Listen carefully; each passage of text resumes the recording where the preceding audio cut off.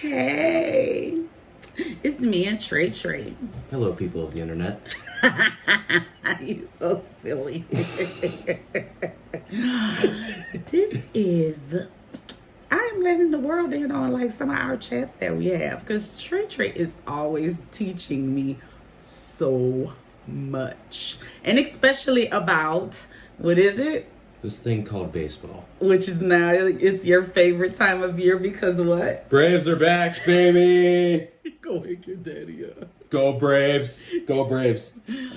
He's been a little in love with baseball for... How long have you been like in love with baseball? I'm gonna count. Let's see. What's it called? Since I've actually liked baseball probably like since age of 5, I think. So it's been 13 years or so now. Yeah. I guess. All right, so here we go. Best player. That's a tough one. How? What's it called? Because there's so many different metrics we talk in this. Because like baseball, there's pitchers, there's batters. If we're going like greatest player ever. Greatest player ever. If he keeps it up, Shohei. Okay, no, we can't like based on keeping it up. As of right now, today, all time, who do you think is the greatest player ever? Greatest player ever. Again, but baseball, you can't really do all like a consensus greatest player because you have position players and you have pitchers. Greatest pitcher ever. Greatest pitcher ever. I'd argue Pedro Martinez. Really? Who did he play for? Played for the Red Sox. Not really talked about as much, but Pedro was the GOAT. When did he play for them? Like recently? No, he played back in the 90s. For some reason, in 1999 and 2000, picture this, everyone is using steroids. Oh. Literally everyone. Oh, so... Okay, best non-steroid using pitcher. No, he didn't use steroids. Here's the thing. Okay. This dude, in the height of the steroid era, in a hitter-friendly park, which was Fenway, he had a 1.79 ERA. That means he only allowed almost like a little bit under 2 runs per game. Oh, that's pretty good. The next highest ERA is 3. Like, context in terms of ERA, 4 is about average. If you're at 3, you're good. If you're doing anything around 2, that's really, really good. You're going anything under 2, that is phenomenal. That's in any era, that's phenomenal. Any other players are doing that now? No, not really. No, and this man was doing Who's the next player like after him then that you could think of? Greg Maddux, picks for a bunch of years, won 4 Cy Young Awards in a row. Pretty good player. Pitcher. Pretty good pitcher. Good pitcher. Okay. Best batter ever. I'm a bit biased here. Rest in peace to Hank Aaron, the GOAT. I'm a bit biased here. I'm a bit biased here. So why are you biased? Because you just are such a Hank Aaron fan. Yes, and also the fact that the man was the model of consistency in baseball. Except if you take away his first season and his last season, he never hit under 20 home runs. So his first season... Or his first season and his last 2 seasons, he hit 20 home runs every year. Wow. And he had a stretch of 15 consecutive where he hit 30. Oh, wow. It was absurdity. He didn't, what's it called? He never had 50 home runs in a season, never did anything super extraordinary. Is anybody close? He was just really good. His consistency? Not even close. The only person that even tried to get there kind of did it by cheating. I'm looking at you, Barry Bonds, if you're watching this. But I thought like he stopped using steroids, right? No, he wasn't using steroids. Was like really, really good. Yeah. But then Mark McGwire and Sammy Sosa were using steroids to set the home run record back in 1998. And Bonds is like, bro, I'm right here. I'm the best player. You know what? Since y'all don't want to recognize me, I'm going to go take steroids and put up video game numbers, which he did. He did. Yeah, that was 2001 to 2004. I remember Barry Bonds. Yeah, video But then game. I remember then once he got in trouble, then they started wanting to take all this stuff away from him. Which, I mean, he didn't get the record right. So, what does Ken Griffey Jr. play? Well, he played. Oh, wait. He still plays baseball. Mm-hmm. What happened? Ken Griffey Jr. has been retired. So who is it that I'm thinking about? Hello, this is Trey in Post. Just wanted to let you know that my cousin Kenya called, and while he was calling, my mother experienced multiple epiphanies that will be addressed in the following clips. So, Please wait for this short commercial break before we continue to our regularly scheduled programming. How cool. We were doing our recording and then my baseball baby called. I got a baseball baby. All right, so. Mr. Kenya Huggins calling it right now, about to be in the major league in 5 years. Y'all are all going to want his autograph. My baby going before 5 years. I said within 5 years. Oh, yeah, within.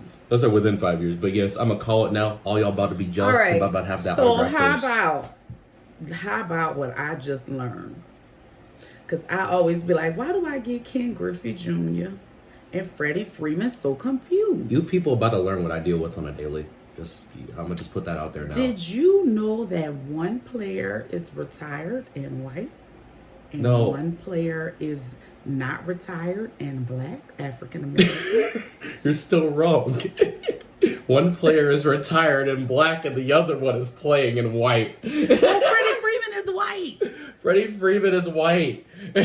I just said that. Freddie Freeman, like, then that means you must just give me vibes, man. You just give me vibes. Frederick Charles Freeman is white. Okay, sorry. He just give me vibes. I don't know why I feel. Okay, so which one was Hip Hop Hooray? That's Ken Griffey Jr. All right. Ken Griffey Jr. is black. Frederick Freeman is white. The reason you like Freddie is because Frederick Freeman is very, very nice. Go Braves! Like He is nice. Who's the one that does the stuff with the little boy who has autism? Who's that? Matt Olson. He's our current first baseman. I love Matt Olson too. Matt Olson is cool. Yeah. If I could get anyone's autograph off the team, it'd be either him, Michael Harris, or Austin Riley, probably. Yeah, Austin Riley. Austin Riley is underrated. Yeah, why you say that? Because everyone talks about Acuna and Matt Olson because they're like the two top performers and everyone else. And meanwhile, Austin Riley is just sitting here like, all right, I'm going to hit 30 home runs every year. No one's going to notice me, though. And he's always clutch, too. Well, clearly they noticing him, which is why he keep getting signed and getting paid what he getting paid to No, do. everyone, they notice him, but the fans don't. Or, people outside of Braves fans, no one really recognizes him. But the man is like the clutch goat. No, the clutch goat. Every time we need this man to pull through. In the NLCS, Dodgers were down behind. Austin Riley, walk-off. Another game, walk-off. What's it called? Even last year, NLDS. You're running from me. There you go. I ain't say I had to tell you. Your hair look nice. See, look, this is what I be talking about. See, when you put your product on your hair and your hair be all curly. It's so handsome, my baby. All right, so, whatever. So, all right. Now, my next question then. We talked about batters, hitters, pitchers. Why is it so hard for anybody like in baseball to just kind of come up with like who's the best player? It's like why are there so many opinions? Why is there nothing definitive on this is the best player? Because there's so many different metrics you have to consider. You can either consider what's it called statistics. You got batting average, like how many times you hitting the ball. On base percentage, how often are they getting on base? That's like with, you know what a walk is? When you get 4 balls, Yeah. you get a walk. What's it called? Walk. And then there's this thing called on base plus slugging percentage. With slugging percentage is generally a tally of just your general productivity on the bases. Why do you keep going that way? Go this way. I'm being yanked, it seems, folks. All right. Okay, so all the metrics, and so then depending, because then I know you also talked about like some stuff doesn't include Negro League because Negro League was separate. Well, Negro League stats are now integrated in Major League Baseball. Oh, okay, so they did integrate them. Mm-hmm. What, did that happen recently? Happened in 2022. In 2022? So Negro League stats are now Major League stats. Okay. But there's just so many different metrics you have to consider. So if you go by, or you can choose to look at career statistics like Hank Aaron's ungodly numbers of 755 home runs, over 3,700 hits. Favorite baseball statistic, by the way. Why? Hank Aaron has 3,771 hits. You take away all of his home runs, he still has over 3,000 hits. Who has the most hits in baseball? Pete Rose, 4,256, I believe. Wow, that's a lot of hits. Is he in the Hall of Fame? No. Why not? Because he bet on baseball. Oh, that's the one that got caught betting on baseball. And so he's banned. Oh, I mean, there's been a long time. Then I could like be like, okay, it's been 50 years. Let's go on and. Shoeless Joe, what's it called? The 1919 White Sox bet on baseball. There were some people that were Hall of Fame caliber. Shoeless Joe Jackson is still not in the Hall of Fame to this day, and he didn't even do anything. So wow. if they're not gonna let him in, what makes you think they're gonna let Pete Rose in? Baseball seem to be a little strict. Huh? They are, and that's the problem. Is it a problem, or is that why you like it? What? No, that's the problem sometimes because they're a bit too strict. Too strict. You think they're more strict than the NFL? Almost. They are definitely more strict than the NFL. Most definitely. It's just the only thing is what's it called? Baseball fans typically tend to be on their high horses a little bit. I will say. So they're like, if you did steroids, you're gone. You're not good. You were a scrub. Before and after, you're done. There's no forgiveness in baseball. There's no real forgiveness. It's only more recent. But they say like there's no crying in baseball. There's no forgiveness in baseball. What's it called? Like like it's only recently that Barry Bonds has started to actually like get consideration to get in the Hall of Fame anyway, because people are like, wait a second, hold up, even before what about all the stuff? Man was actually pretty good. Yeah. Wait. You know who I also think is underrated? What? Who's underrated? Who is it? We were talking about him, like that he played baseball. Was it prime time? He played baseball. He played football. Deion Sanders. Deion Sanders, what's it called? Not really an underrated baseball player, just because he was better. He was much better at football than he was at baseball. But he still did good at baseball. He still did good at baseball. How did Michael Jordan do when he played baseball?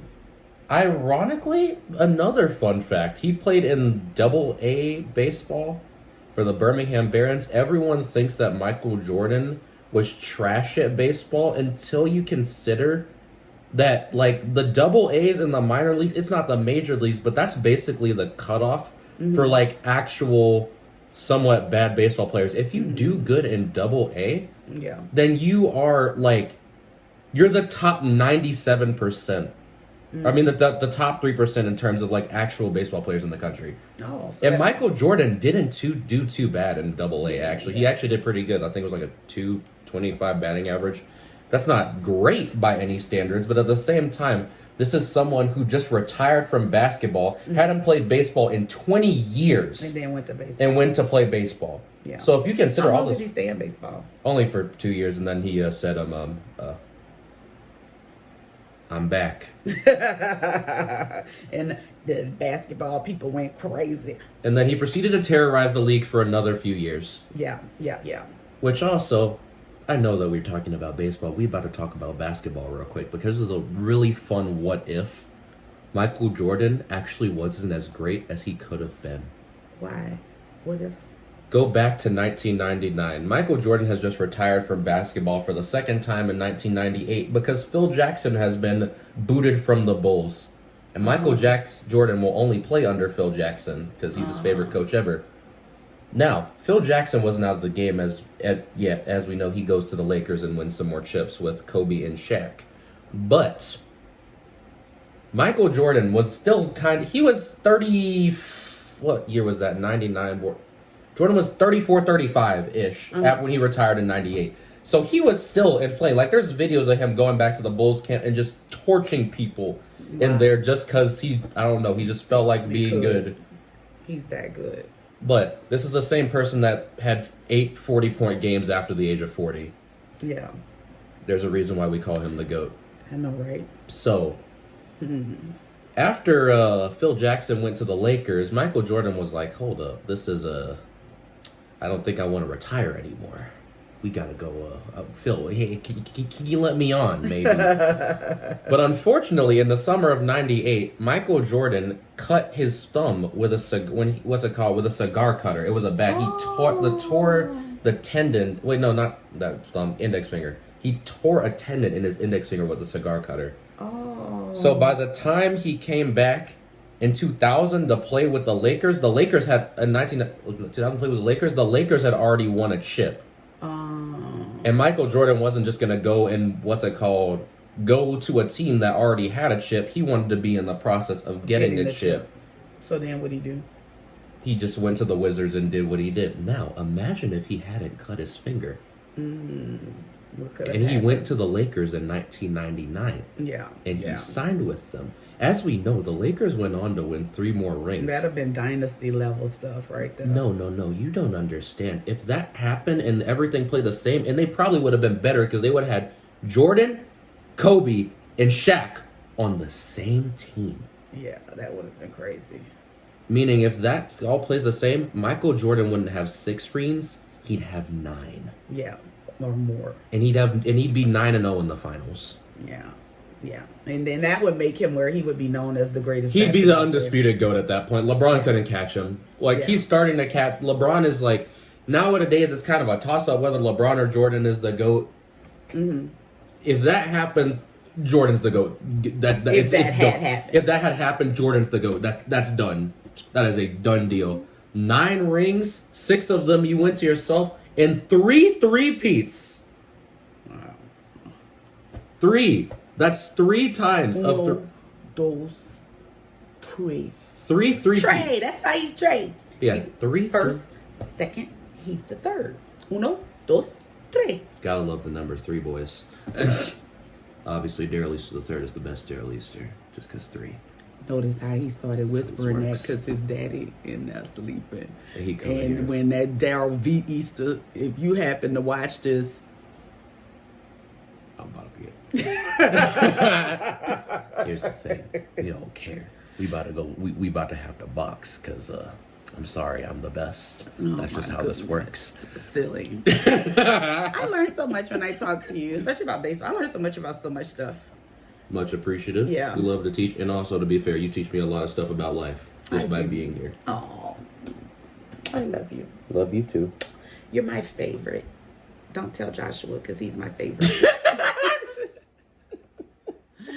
He's my first favorite, and Joshua's my my last favorite. Guys, we all know she don't have no favorite child. I know everyone be talking about how parents actually have a secret favorite child. This woman doesn't have a favorite child. I love my babies. She loves us all equally over here. My last baby. I call them all babies because they're all my babies. This is the goat. This is the goat mother right here. I'm gonna let y'all know that right now. I love my babies.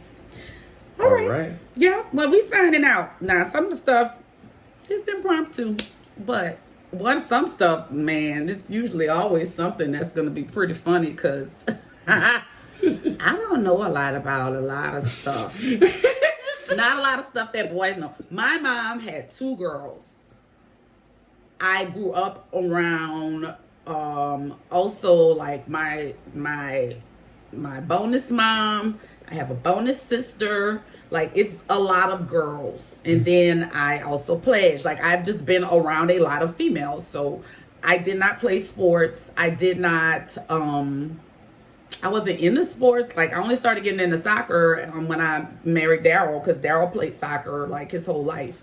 So I love to learn, and so I'm always learning, whether about soccer, baseball, whatnot. So I know sometimes y'all don't get to see and hear. I know I be missing everybody, but I'm going to have some of these moments too. Because, you know what else, even in this, we still talk about our quirky love, our podcast with our autism journey, and we talk a little bit about Trey's palsy. And so a lot of times, even when people are extend your hand, that conjuncture, it won't extend beyond here. Mm-hmm. But he can supinate, he can drum, he can do everything else that he needs to do with the hand. Can you act like you can hold my hand?